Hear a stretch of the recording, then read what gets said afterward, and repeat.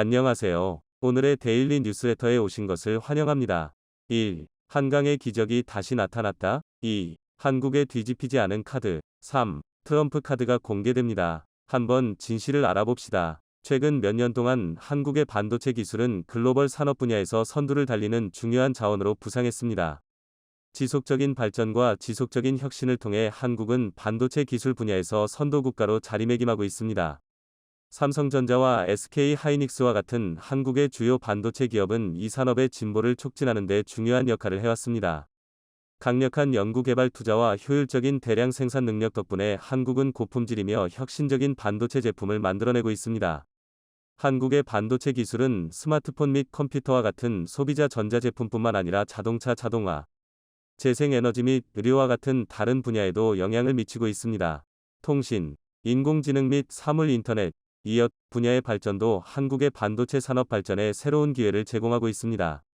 한국이 미국을 추월하고 세계 1위로 등극한다는 너무나도 놀라운 소식이 전해지면서 전 세계가 발칵 뒤집혔습니다. 그동안 바이든이 한국의 뒤통수를 수차례 치며 한국을 견제했던 진짜 이유가 밝혀진 셈인 것인데요. 해당 소식이 전해지자 전 세계 주요국들 정상들은 미국 대신 한국과 새로운 동맹관계를 만들기 위해 한국의 말도 안 되게 놀라운 파격 제안을 동시에 해오는 것으로 알려지면서 난리가 났습니다. 말 그대로 지각 변동이 일어나고 있는 것인데요. 지금까지 아무리 한국이 한강의 기적을 일으키고 말도 안 되게 빠른 속도로 성장했다고 하지만 세계 경제대국 1위인 미국과 비교하는 일은 말도 안 되는 일이었습니다. GDP 순위를 보시면 미국은 세계 1위, 한국은 12위입니다. 미국의 GDP는 한국의 15배에 육박합니다. 이 수치만 놓고 보면 앞으로 평생 한국이 미국을 따라잡는 것이 불가능해 보이죠. 자, 그런데 대반전이 일어났습니다. 세계 최고의 조사기관이 한국이 미국을 따라잡고 세계 1위로 등극할 것이라고 한 이유는 우리 모두를 놀라게 하기에 충분했습니다. 가장 먼저 언급된 것이 바로 최근 너무나도 핫한 2차 전지. 2035년이면 전기차 배터리 시장 규모는 815조 원으로 600조 원 수준인 전 세계 메모리 반도체 시장마저 압도적인 격차로 뛰어넘을 것이라는 파격적인 전망이 나왔습니다. 자, 그런데 이것이 끝이 아닙니다. 배터리가 전기차에만 쓰이는 것이 아니죠. 앞으로는 우리가 일상생활을 하는데 필요한 모든 것에 배터리가 필요할 것이라 전문가들은 확신하고 있습니다. 이렇게 우리가 생활하는데 필요한 모든 것들이 2차 전지 배터리를 통해 작동된다면 전 세계 배터리 시장 규모는 수천조 원이라는 경이로운 규모로 성장할 수 있습니다.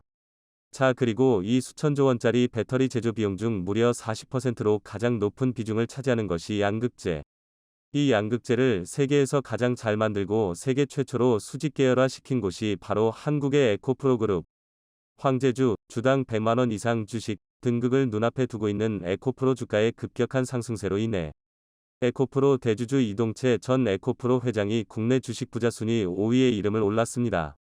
이재용 삼성전자 회장 등 삼성그룹 일가 4명을 제외한 7대 그룹 총수와 총수 일가는 물론 국내 쟁쟁한 재력가의 순위가 이동채 전 회장보다 아래에 자리 잡게 됐습니다. 한화그룹의 김승현 회장, 롯데그룹의 신동빈 회장, LG그룹의 구광모 회장, 현대차그룹의 정의선 회장, SK그룹의 최태원 회장까지 압도적인 격차로 따돌리며 대한민국 부자 순위 5위로 등극한 것입니다.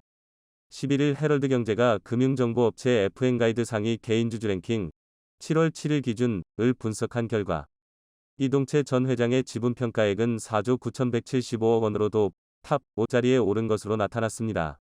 그동안 에코프로 주식이 너무 비싸다며 공매도했던 기관과 외국인 투자자들은 천문학적인 손실을 입은 것으로 전해져 충격을 주고 있습니다.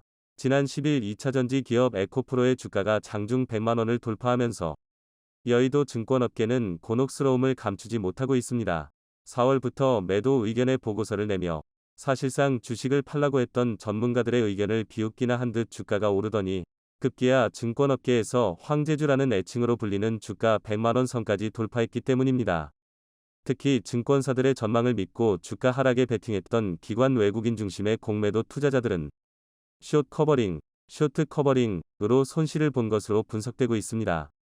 공매도 투자자들은 에코프로를 최근 한 달 동안 50만 주 넘게 손해를 보고 매도했습니다. 숏 커버링은 공매도로 미리 팔았던 가격보다 비싼 값으로 주식을 되사서 빌린 주식을 갚는 것을 말합니다. 한꺼번에 숏 커버링이 진행되면 주가가 이상 급등하는 이른바 숏 스퀴즈라는 현상도 발생하죠. 김기주 KPI 투자자문 대표는 주된 이유는 아니지만 최근 에코프로 주가가 오르는 것은 숏 커버링의 영향도 일부 있는 것 같다고 했습니다. 금융투자업계 관계자도 일부 공매도 투자자들이 수십 %의 손실을 보고 주식을 갚은 것으로 보인다 라고 했습니다. 주가가 계속 상승하면서 논란이 확산하자 증권사들은 이제 아예 에코프로에 대한 분석을 포기했습니다. 삼성증권, 하나증권과 같은 대형 증권사들이 에코프로에 대해 4월과 5월부터 매도하라는 의견을 제시했다가 반대로 주가가 폭등하자 대망신을 당했고 다른 증권사들은 아예 분석 보고서를 내놓지 않으며 포기한 상황입니다. 이 때문에 현재 거의 모든 투자자들이 증권사가 하라는 반대로 하면 돈 번다. 사라고 하면 팔고 팔라고 하면 사면 된다. 그렇게 하면 너무나 쉽게 돈을 벌 수 있다. 라고 외치고 있습니다. 이렇게 증권사들마저 꺾어버리고 하늘 높이 치솟고 있는 2차 전지. 한국의 배터리가 전 세계적으로 주목을 받으며 너무나 잘 나가고 있는 이유는 바로 일본산 배터리와 같거나 더 훌륭한 수준의 배터리 기술을 갖춘 동시에 중국의 엄청난 생산 능력 및 낮은 원가를 확보하는 데 성공했기 때문입니다. S&P 글로벌에서 리튬 및 2차 전지, 배터리, 금속 부문을 담당하는 루카스 베드나르스키 수석 애널리스트는 머니투데이와의 인터뷰에서 한국 배터리 기업이 중국, 일본 기업과 비교해 갖고 있는 우위를 이렇게 설명했습니다. 한국 배터리 산업의 장점은 일본의 품질과 중국의 대량 생산 능력이 결합돼 있다는 점입니다. 팬데믹 기간 전 세계 생산 확장이 봉쇄 조치로 둔화했는데 흥미롭게도 한국은 거의 유일하게 생산 능력을 계속 늘린 국가였습니다. 라고 말이죠. 자, 그런데 이 역시 엄청난지만 세계 3위인 일본을 따라잡고 세계 3위 경제대국이 되기에는 충분한 수준이지만 아직 세계 1위 미국을 따라잡기에는 부족한 수준입니다. 자, 그런데 세계 최고의 조사기관이 한국이 미국을 따라잡을 것이라 자신한 또 하나의 이유는 바로 세계에서 가장 똑똑한 두 민족, 한국과 이스라엘이 손을 잡고 로봇을 비롯한 미래 산업 장악에 나섰기 때문이라고 설명했습니다. 한국과 이스라엘은 놀랍게도 세계 로봇 시장 1, 2위를 다투고 있는 최고의 국가들입니다.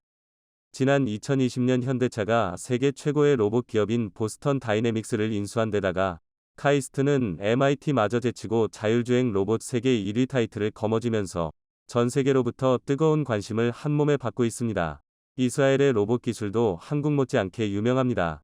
특히 이스라엘은 하드웨어뿐만 아니라 소프트웨어 개발에 있어서는 압도적인 세계 1위인데요.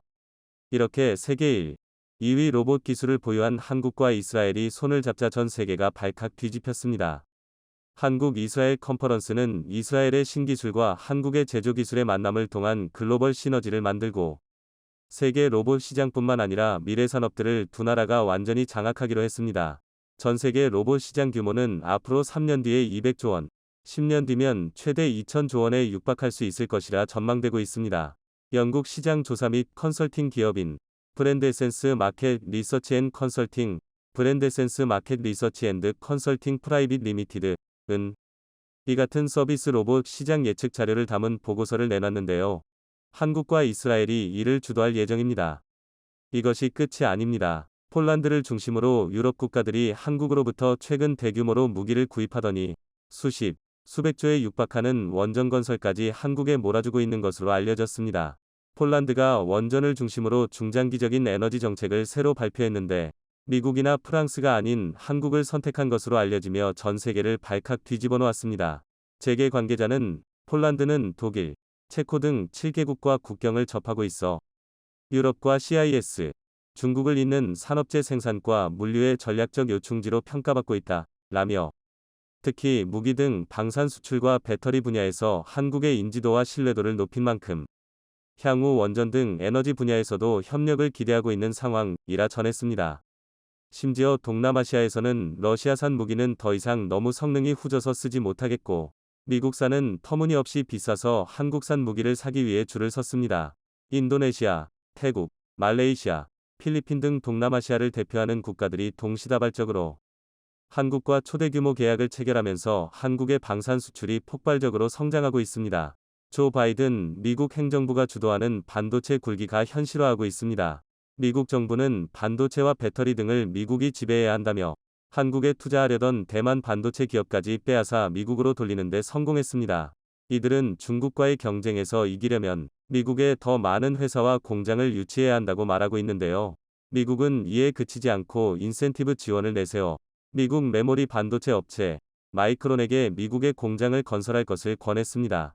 이에 따라 마이크론은 1,000억 달러를 들여 미국 역사상 가장 큰 반도체 공장을 건설하겠다고 밝혔는데요. 한국 돈으로는 약 140조라는 상당히 큰 액수입니다. 그런데 이런 어마어마한 액수를 투자할 수 있는 것도 미국의 지원이 뒷받침되고 있기 때문에 가능한 것입니다. 미국이 지금 중국과 반도체 패권 경쟁을 하기 위해선 미국의 공장을 건설하고 있는 글로벌 기업들에게 더 신경 써야 하는 게 맞는 것 같은데요. 그러나 미국은 글로벌 기업들에게는 투자만 하게끔 유도하고 밀어주는 건 자국 기업입니다. 글로벌 기업들이 자국 기업보다 몸집이 커지는 걸 그다지 달가워하지 않고 있죠. 그런데 최근 삼성이 반도체 부문에서 아예 초격차를 벌려버리겠다며 중대 발표를 해 미국을 당황하게 만들고 있습니다. 어쩌면 미래 반도체 패권 경쟁은 중국 대 미국이 아닌 한국 대 미국이 될지도 모르는 상황인데요. 오늘은 이에 대해 자세히 살펴보도록 하겠습니다.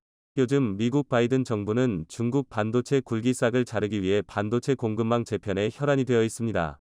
엔비디아, AMD의 AI용 반도체 수출 규제에 이어 반도체 장비까지 중국으로의 수출을 막고 있죠. 2020년엔 10나노미터 이하 공정에 사용하는 반도체 장비를 중국 1위 파운드리 업체인 SMIC에 판매 금지를 했었는데요. 이번엔 14nm01 하공정용 반도체 장비의 중국 수출을 금지하면서 규정을 강화시켰습니다.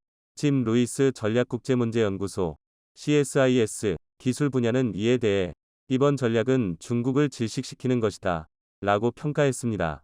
이어 중국은 이제 이런 것들을 만들 수 없고 제조 장비도 만들지 못한다 고 설명하기도 했는데요.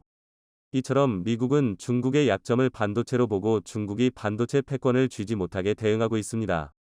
한편 미국이 이렇게까지 중국을 견제하는 이유는 현재 전 세계 파운드리 시장 점유율에서 미국의 점유율이 점점 줄어들고 있기 때문입니다.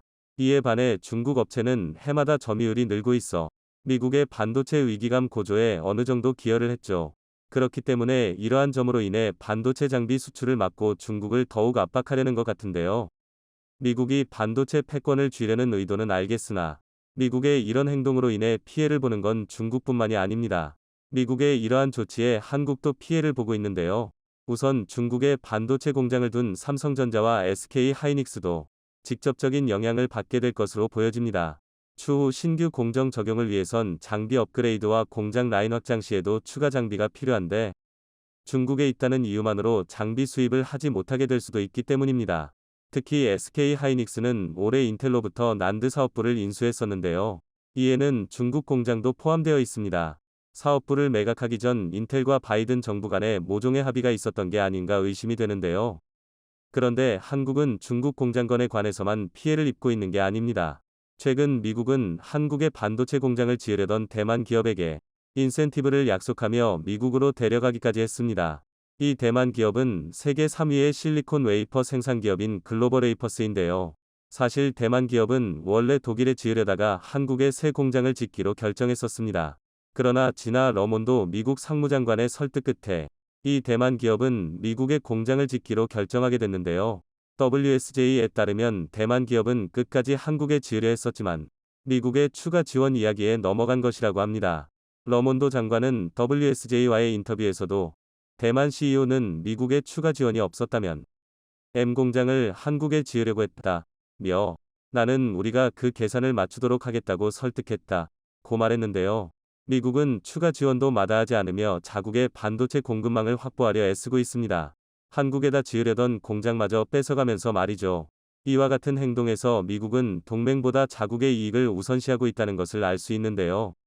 미국이 핵심 광물, 전기차 배터리, 반도체, 인공지능 등 기술 분야를 지배해야 한다는 미 상무장관의 말에서도 이 같은 생각을 알 수 있습니다. 그렇지만 미국 정부가 미국 내 글로벌 기업들의 투자를 유도하고 있긴 해도 결국 최종적으로 밀어주는 건 자국 기업인데요. 최근 미국 최대 메모리 반도체 업체인 마이크론은 미국의 지원에 힘입어 미국의 역사상 가장 큰 반도체 공장을 건설하겠다고 선언했습니다. 뉴욕주 북부에 있는 클레이에 대형 공장을 짓기로 했다는데요. 미국이 파격적 인센티브를 이야기하자 그동안 아시아에서 반도체를 생산해온 마이크론은 미국으로 생산시설을 유턴한 것으로 보입니다. 마이크론이 추진하고 있는 신공장은 반도체 클린룸 크기만 미식 축구장 40개를 합한 규모인 240만 제곱피트에 달하는데요. 마이크론 최고 경영자는 미국의 지원이 없었다면 이 같은 결정을 내리지 못했을 것이라며 미국 투자에 대해 솔직하게 말했습니다. 마이크론은 이번 투자를 통해 정부에서 최대 30억 달러의 보조금과 25%의 세액공제를 받게 되고 뉴욕주에서도 별도로 55억 달러의 지원책을 받는다고 합니다. 한국 기업에게 했던 대우와 너무 다른데요. 한국 기업에겐 제대로 된 지원금 약속조차 해주지 않으면서 미국 기업에겐 엄청난 인센티브를 제공해주고 있습니다. 한편 현재 업계에선 마이크론의 이런 계획과 함께 한국 반도체 기업에 대한 우려 섞인 목소리가 나오고 있습니다. 마이크론이 반도체에 어마어마한 규모의 금액을 쏟아붓는 만큼 여태 한국 기업이 주도해온 D램과 낸드 플래시 등 메모리 반도체 시장의 주도권이 뒤바뀔 수도 있다는 것인데요. 미국이 메모리 반도체 시장에서 확실한 주도권을 갖기 위해 삼성이 아닌 마이크론에 투자한다는 말도 나오고 있습니다. 이런 우려처럼 마이크론이 이렇게 반도체 사업에 막대한 투자를 하게 된다면 글로벌 공급망 시장에서 한국의 영향력은 줄어들 수도 있을 것입니다. 마이크론이 미국이라는 막대한 자본을 얻고 있는 만큼 따라잡는 속도는 굉장히 빠를 것으로 예상되는데요. 그러나 이런 우려를 예상이라도 한 듯 최근 삼성전자가 반도체 부문에서 초격차를 벌리겠다는 중대한 발표를 했습니다. 전 세계적으로 메모리 반도체 시장이 위축하는 상황이지만 삼성전자는 자신감을 보였는데요. 삼성전자 측은 메모리 생산량을 줄이지도 않을 것이며 현재 감산 논의 또한 없다고 전했습니다. 현재 삼성전자는 전 세계 메모리 반도체 1위를 차지하고 있으며 작년 기준 글로벌 D램 시장에선 점유율 45%, 낸드 플래시 시장에서는 점유율 34.9%를 차지했죠. 그만큼 큰 영향력을 행사하고 있는데요. 삼성전자는 차세대 제품을 지속적으로 내놓아 기술력을 바탕으로 앞으로 시장 영향력을 확대하겠다고 밝혔으며 2030년에는 첨단 낸드 플래시를 개발해 경쟁 업체들과 격차를 더욱 벌리겠다는 각오 또한 내비쳤습니다. 마이크론이 지난 7월에 232단 낸드 플래시 양산을 발표한 것에 비하면 삼성의 첨단 낸드 플래시는 차원이 다른 기술인데요. 첨단 낸드 플래시를 내놓는 순간 메모리 반도체 분야에서 삼성을 따라잡을 기업은 거의 없을 것으로 예상됩니다. 삼성전자 부사장은 이에 대해 현재 삼성전자는 낸드 플래시를 300단까지 올리는 게 충분하지만 여기서 그치지 않고 초격차를 벌리기 위해 삼성만의 혁신 기술로 첨단 낸드 플래시를 만들겠다고 설명하기도 했습니다. 또한 삼성전자는 갈수록 다양해지는 고객의 요구를 충족하기 위해 메모리 반도체 설계 단계에서 고객과 협업해 최적화된 제품을 만들기 위한 방안도 내놓고 있다는데요.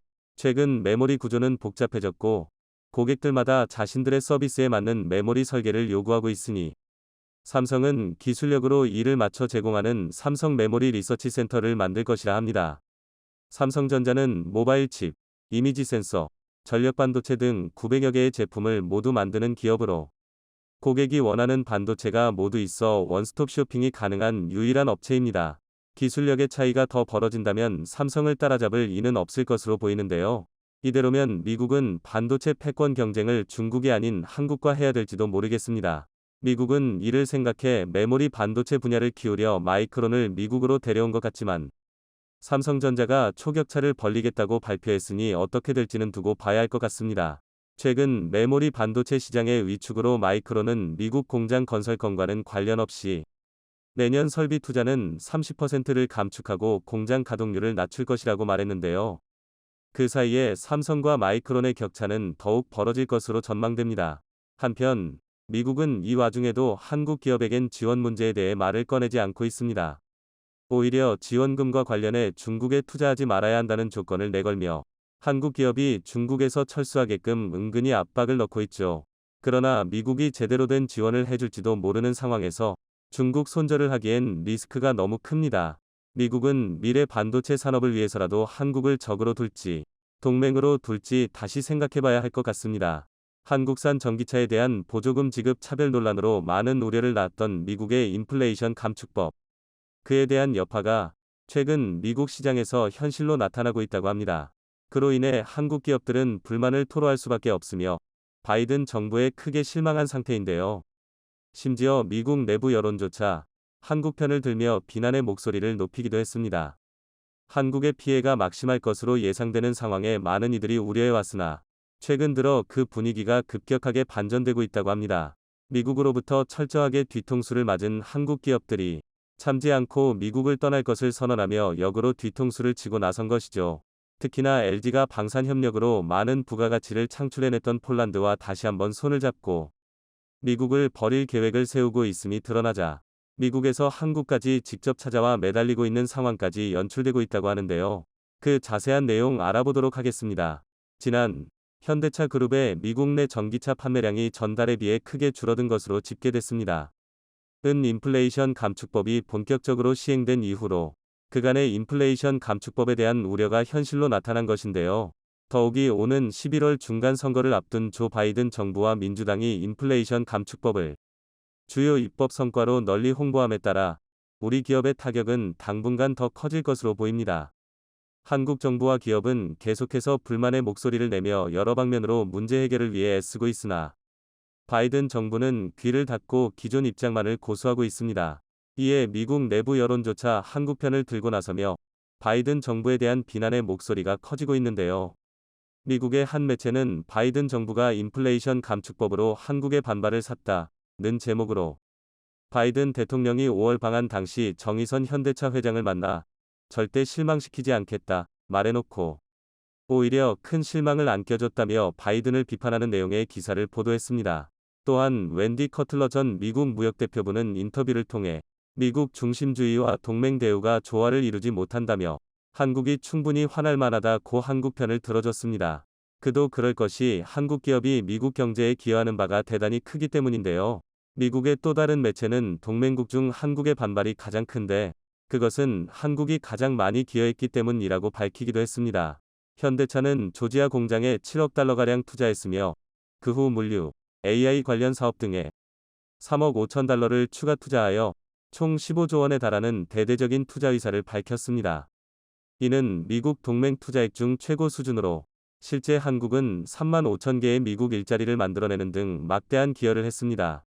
또한 한국은 전기차뿐만 아니라 배터리, 반도체 등 미국이 요구하는 모든 기업을 미국에 보냈으며 칩 4동맹까지 참여했습니다.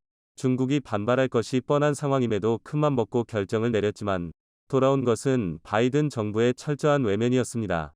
이에 미국 매체들이 바이든, 트럼프와 다를 바 없는 미국 중심주의를 지속하고 있다며 우려의 목소리를 내고 있는 것이죠.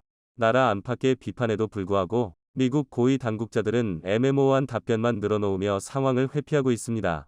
한편 미국 의회에서조차 인플레이션 감축법을 비판하며 개정을 촉구하고 있다고 하는데요. 한국 기업뿐만 아니라 미국 기업 역시 법안을 이행하기가 어렵기 때문입니다. 이에 중간 선거 후 세부 법안에 변화가 있기를 바란다는 취지의 의견이 제시되고 있습니다. 그러나 미국 중심의 법안으로 바이든 정부의 지지율이 올랐으며 미국 자동차 회사들의 로비가 막강하기에 개정 가능성은 매우 희박해 보입니다. 한국에게 불리한 법안 고수로 많은 이들이 한국의 피해를 우려해왔으나 최근 들어 그 분위기가 급격하게 반전됐습니다. 미국으로부터 철저하게 뒤통수를 맞은 한국 기업들이 참지 않고 미국을 떠날 것을 선언하며 역으로 뒤통수를 치고 나선 것인데요. 이에 미국 현지에서는 한국 기업을 붙잡기 위해 부단히 애를 쓰고 있다고 합니다. 특히나 LG가 방산협력으로 많은 부가가치를 창출해냈던 폴란드와 다시 한번 손을 잡고 미국을 버릴 계획을 세우고 있음이 드러나자 미국에서 한국까지 직접 찾아와 매달리고 있다고 하는데요. 지난 3일 현지 시간 구광모 LG 대표가 폴란드 바르샤바에서 마테우슈 총리를 내방하고 LG 에너지솔루션 폴란드 현지 공장을 방문해 생산 현장을 둘러보고 현지 임직원들을 만났습니다. 이 공장은 연간 약 100만 대의 전기차에 탑재 가능한 배터리를 생산할 수 있는 세계 최대 규모의 생산 능력을 갖춘 곳으로 유럽 주요 완성자 회사에 배터리를 공급하고 있습니다. 이날 면담에서 구 대표는 LG 에너지솔루션 브로츠와프 배터리 공장이 LG의 전 세계 배터리 생산의 절반가량을 차지할 정도로 성장했다며 폴란드 정부의 관심과 지원이 큰 도움이 됐다고 감사를 표했습니다. 또한 구 대표와 관계자들은 한국과 폴란드가 더욱 미래지향적인 관계로 발전하길 바라며 그 과정에서 LG도 기업의 역할을 다하겠다는 뜻을 전했는데요. LG는 LG전자가 1997년 폴란드 바르샤바에 판매법인을 설립한 이후 25년간 폴란드와 깊은 인연을 맺어왔습니다. 폴란드에는 LG전자, LG에너지솔루션, LG화학, LG이노텍의 사업장이 위치해 있으며 LG뿐 아니라 300여 개의 한국 기업들도 진출해 있습니다. 현재 한국과 폴란드 정부는 방산, 에너지 등 다양한 분야에서 협력 방안 논의를 진행 중인데요. 그 와중에 미국의 속이 타들어가고 있다고 합니다. 기존의 LG에너지솔루션은 미국 GM사와 미국 인디아나주에 동시 투자할 계획이 있었기 때문입니다. 이미 미국에 입점한 LG에너지솔루션은 미국의 또 다른 거점으로 인디아나주를 생각하고 있었습니다. 미국 자동차 회사인 GM도 LG에너지솔루션의 협력이 꼭 필요한 시점이었는데요. LG에너지솔루션은 인플레이션 감축법에 따라 배터리 생산 기술을 소화할 수 있는 전 세계 몇 안 되는 초대형 회사이기 때문입니다. 미국은 인플레이션 감축법 시행으로 2027년부터는 광물 조달부터 재련까지 상당 부분에서 중국을 제외해야 합니다. 중국을 제외하고 이 모든 과정을 자체적으로 해결할 수 있는 회사는 LG에너지솔루션과 삼성 SDI 정도밖에 없는 것인데요. 전기차의 절반은 배터리가 담당하고 있다고 해도 과언이 아니기에 GM의 성공은 곧 LG에너지솔루션 손에 달려있다고 할 수 있습니다. 인디아나주는 LG에너지솔루션과 GM의 입점에 성공할 경우 약 수천 명에 달하는 고용 효과로 엄청난 지역 경제 활성화를 이룰 수 있습니다. 평소 조용하고 큰 변화가 없는 인디아나주로서는 이번 입점 기회가 대단히 큰 기회로 여겨질 수밖에 없는데요. 인디아나주의 주지사 에릭 홀콤은 LG에너지솔루션과 삼성 SDI에 배터리 공장 입점을 강력하게 요청하고 나섰습니다. 이 와중에 인플레이션 감축법이 터지고 만 것인데요. 주지사는 매우 당황할 수밖에 없었죠. 일단 단단히 뿔난 한국 기업들부터 달래기 위해 애썼습니다. 한국까지 직접 날아와 배터리 업체는 전기차 회사에 공급하는 회사들로 큰 문제 없다. 비자 문제 해결 전혀 문제 없이 하겠다. 한국인 전문 인력이 미국에 와서 즉시 투입되어 일할 수 있도록 관계부서와 협력하겠다며 진땀을 흘렸습니다. 주지사의 그러한 노력에도 불구하고 이미 뒤통수를 맞은 한국 기업들로서는 미국이 또 어떤 뒤통수를 칠지 우려할 수밖에 없는데요. LG에너지솔루션은 인디아나주에 투자 결정한 것 아무것도 없다. 는 의사를 밝히며 선을 그었습니다. 한편 LG에너지솔루션의 새로운 공장 장소로 캐나다 온타리오가 거론되고 있습니다. 캐나다에서 생산해도 아무런 문제가 없는 데다 광물까지 곧바로 조달할 수 있기 때문인데요. 실제 캐나다에서는 한국 기업을 맞이하기 위해 대형 니켈 광산의 채굴 면적 확대 승인 절차를 밟고 있다고 합니다. 이렇게 미국과 캐나다에서 한국 기업을 데려가기 위해 애쓰고 있지만 캐나다 역시 인플레이션 감축법에 전혀 문제가 없기에 현재로서는 캐나다가 더 유력할 것으로 보입니다. 이에 놀란 인디아나주는 즉각 더 큰 믿음을 주기 위한 행동에 나섰습니다. 지난주 해당 카운티 의회에서 LG에너지솔루션의 입점을 대대적으로 지원하는 법안을 통과시킨 것인데요. 수천억 달러에 이르는 세제 혜택에 약 15년간 각종 부담금을 면제해주겠다는 파격적인 혜택을 제시했습니다. 미국 기업조차 이런 혜택을 받은 선례가 없을 정도로 파격적인 혜택인데요. 인디아나주가 한국 기업 입점에 얼마나 절실한지를 잘 보여주는 사례인 것 같습니다. 한국 기업이 떠날까봐 마음 졸이고 있는 미국 지역은 비단 인디아나주만이 아닙니다. 현대차 공장이 세워질 예정인 조지아나주 역시 한국 기업의 마음을 붙잡기 위해 애쓰고 있는데요. 현대차가 조지아주에 공장을 세우는 것은 확정이지만 그 투자액을 대폭 줄일 수도 있는 상황이기 때문입니다. 현대차 조지아 공장이 지어질 경우 추산되는 고용 인원만 약 8,000명으로 조지아주에 있어 매우 중요한 사안일 수밖에 없습니다. 여기에 SK배터리까지 조지아주 공장 설립에 관심을 보이면서 조지아주의 절실함은 더욱 커졌습니다. 브라이언 캠프 주지사는 미 전기차 배터리 공장 기공식에서 조지아주 역사상 최대 규모의 투자가 시작되는 의미 있는 날이라며 그 감회를 밝히기도 했습니다. 캠프 주지사는 SK배터리가 LG의 핵심 인원을 빼왔다. 는 등 여러 이유로 소송에 걸리며 미국에서 쫓겨날 위기에 처했을 때 그 누구보다 열심히 도왔는데요. 상원 의원을 총동원해 LG와 SK 양측 임원을 만나 설득하며 간신히 재판까지 안 가고 합의로 끝낼 수 있도록 기여했습니다. 그 와중에 날벼락과 같은 인플레이션 감축법이 나왔으니 캠프 주지사는 난감할 수밖에 없었죠. 조지아주는 최대한 현대차의 심기를 거스르지 않기 위해 애썼습니다. 일각에서는 인디아나주처럼 조지아주 역시 독자적으로 더 많은 세제 혜택을 제공하거나 백악관과 단독 회담을 여는 등 다양한 노력을 보일 것이라는 전망이 나오고 있는데요. 더 이상 미국을 믿을 수 없는 현대차는 즉시 멕시코 공장을 개조하여 전기차 생산 라인을 확대하고 나섰습니다. 멕시코의 임금은 중국의 절반에서 30%까지 저렴하며 인플레이션 감축법에 따른 보조금 혜택도 받을 수 있기에 멕시코로 안 갈 이유가 없는 것이죠. 이렇게 상황이 완전히 역전되어 이제는 한국 기업이 더 유리한 조건을 찾아 떠나며 갑이 위치에 올랐다는 것을 알 수 있습니다. 다시는 어느 나라도 감히 뒤통수 칠 엄두조차 내지 못하도록 한국 기업의 입지가 더욱 굳건해지길 바랍니다.